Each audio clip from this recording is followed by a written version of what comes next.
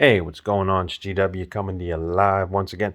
Hey, listen, I told you guys in the last review I was gonna talk about that Guillermo del Toro film, A Nightmare Alley, and I told you guys it was on HBO Max. It is also streaming on Hulu, although I didn't check it, so I do not know if the version on Hulu is actually the newer version. So just wanted to clear that up. I never checked, but HBO has the Guillermo del Toro, Bradley Cooper movie, Nightmare Alley. It is actually one of the best movies I have seen this year, and that's saying a lot because I did watch a lot of stuff.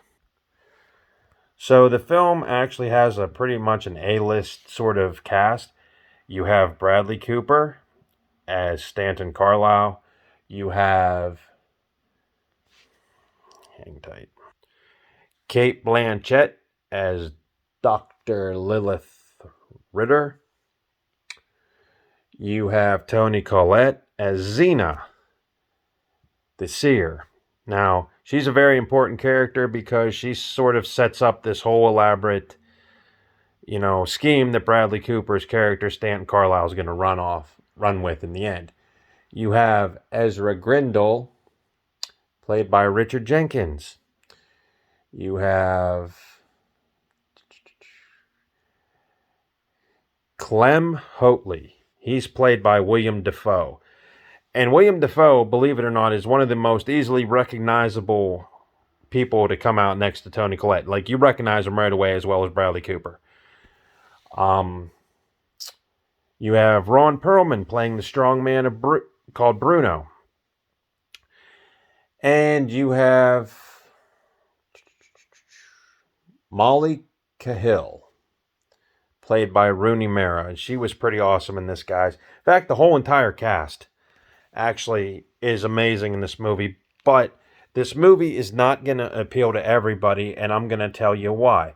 First of all, it's not a fast-paced, sort of hit the bricks running type of movie. No, this is a slow burn movie.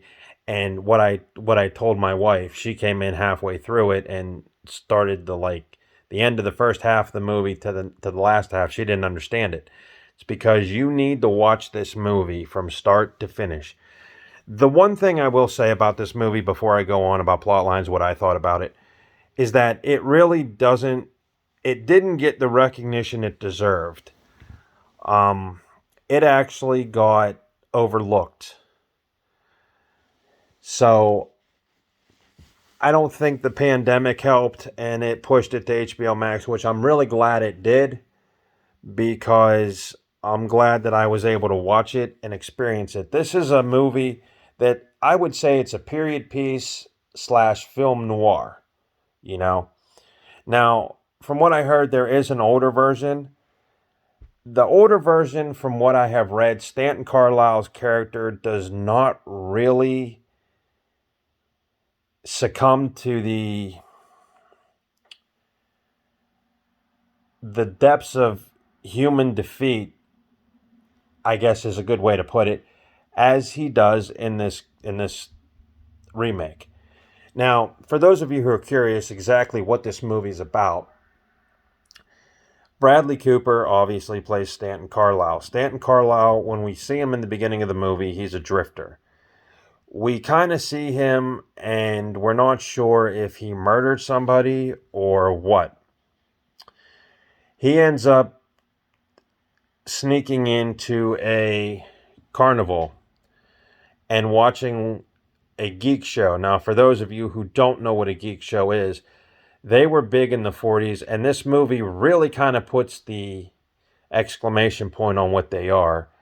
A geek was a guy who bit the head off a chicken, drank the blood.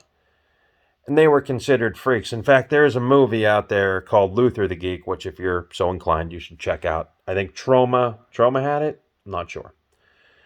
But anyway, William Dafoe kind of elaborates on the geek part of the carnival, but you have to pay attention to that speech because in the end of this movie, it goes full circle. So you just have to pay attention.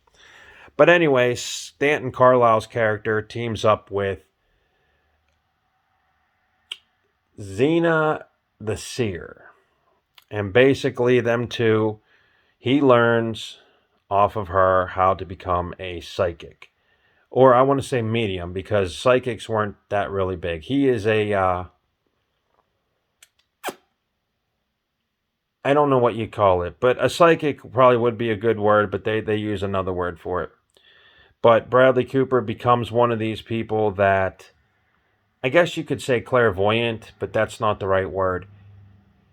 He becomes a psychic in the sense that if you held up a handbag, he would tell you, what's in it. He would tell you the year of the coins without even looking at it.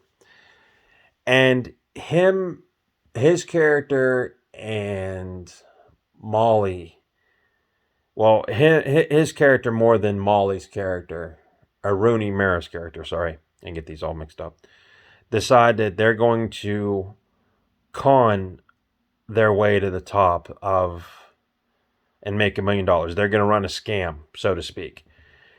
And one rule that's in the movie that you do have to pay attention to, and again, I'm not going to really elaborate on this, is that one of the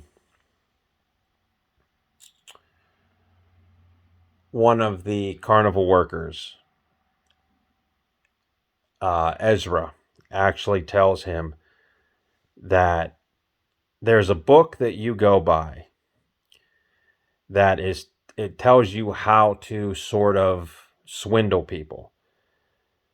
It also gives you rules, but he tells Stanton Carlisle that, look, once you start believing that you're better than what you are, then it's time to back down. Well, that rule is ignored, and thus sets forth the president of the second half of the film. I'm not going to go into detail, but Stanton Carlisle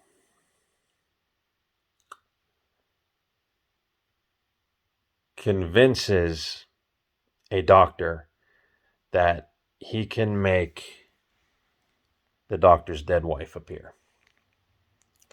It's pretty interesting. If only Stanton could pull it off. The question is, does he pull it off?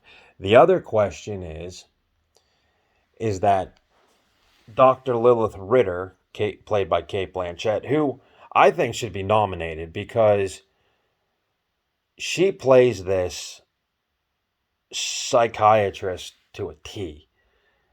Basically, it becomes a game of who's playing who. And when Stanton Carlisle sets up this racket, it's an elaborate racket, but it backfires very horribly. The thing, like I had just mentioned, is that it moves at a slow pace, but it's nice that it does because it forces you to pay attention. It really does. And it makes sure like you don't miss anything. And by the time Stanton Carlisle's downfall does happen, he finds out that he can't fit in to the same place he did. In other words, it's like going from the quarterback of the football team to the towel boy,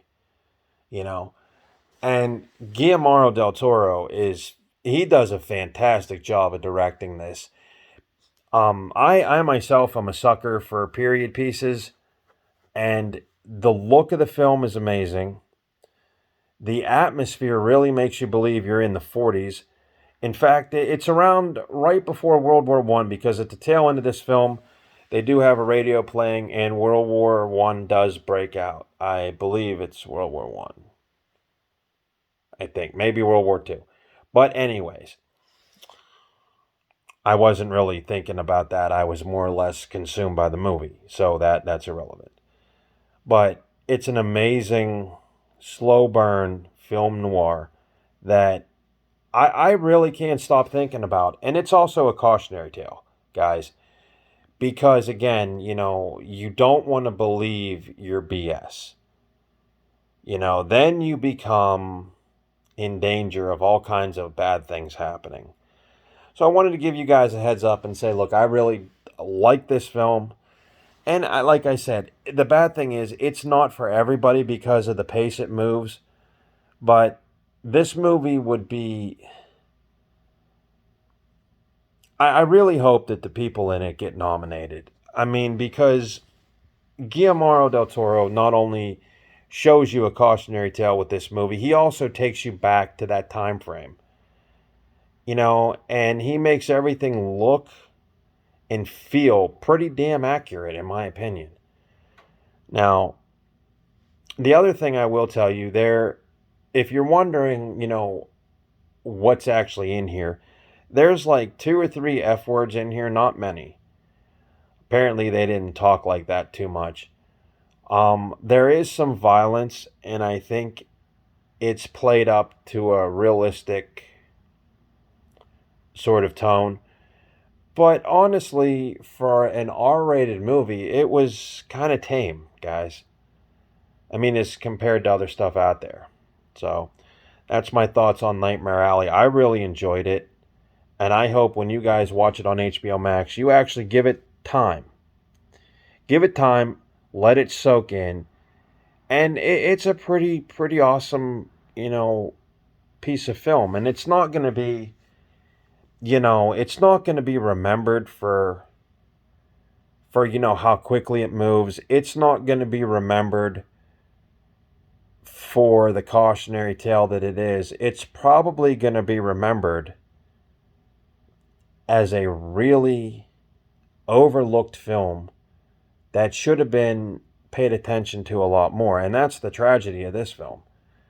And, Guillermo del Toro honestly has been hitting them out of the park. I mean, if you go back and you look at, Pan's Labyrinth, that film was amazing. And he did Antlers, and then he did, this. And he has so many A-list or A caliber films. This one is probably among the best. And you will not soon forget the tale of Stanton Carlisle when you watch this film. The only other drawback about it is 2 hours and 30 minutes long. So give yourself some time, really soak it in, and I really hope you like it.